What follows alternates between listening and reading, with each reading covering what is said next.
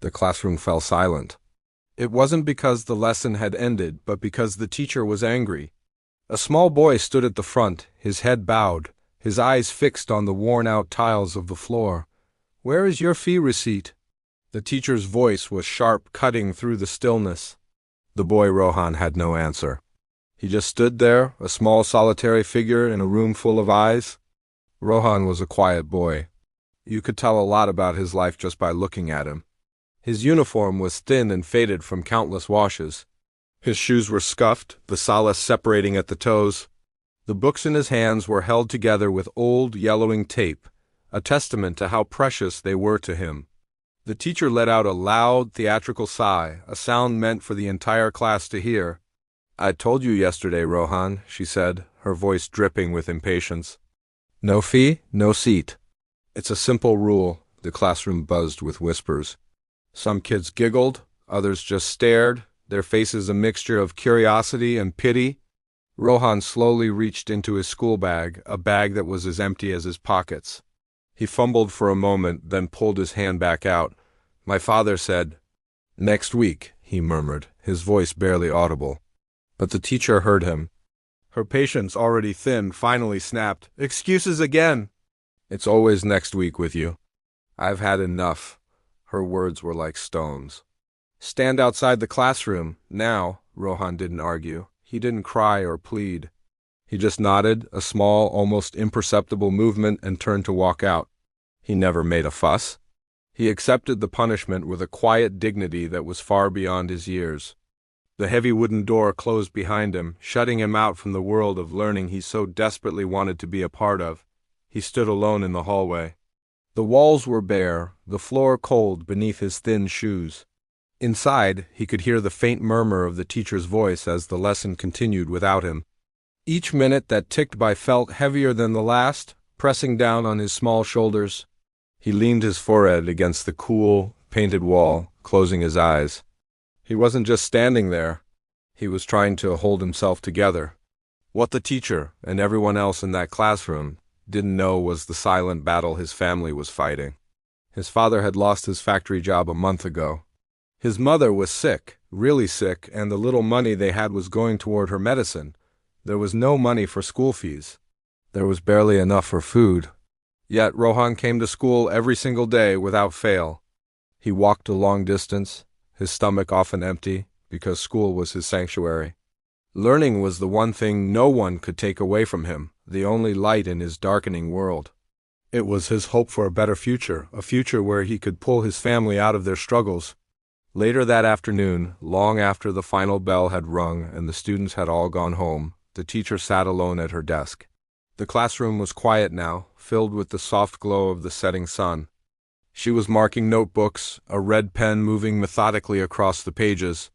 Then she picked up Rohan's. As always, the handwriting was neat, the answers meticulously written out. Every problem was solved, every question answered perfectly. He was one of her brightest students. As she turned to the last page, a small, folded piece of paper slipped out and fluttered onto her desk. Curious, she picked it up and carefully unfolded it. It was a note, written in Rohan's careful, looping script. It read, "Sorry, ma'am. I promise I will pay the fees soon. Please don't remove my name from the school register. I want to study. I really want to study." Her hands froze.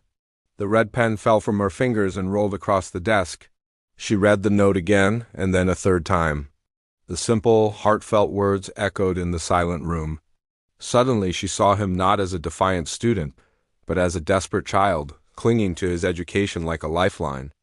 She remembered his silence in the morning, the way his eyes never met hers, the way he accepted his punishment without a single word of complaint. A wave of unease washed over her. She got up and walked to the staff room, a knot forming in her stomach. She found another teacher who lived in Rohan's neighborhood and asked, trying to sound casual, "How is Rohan's family doing these days?"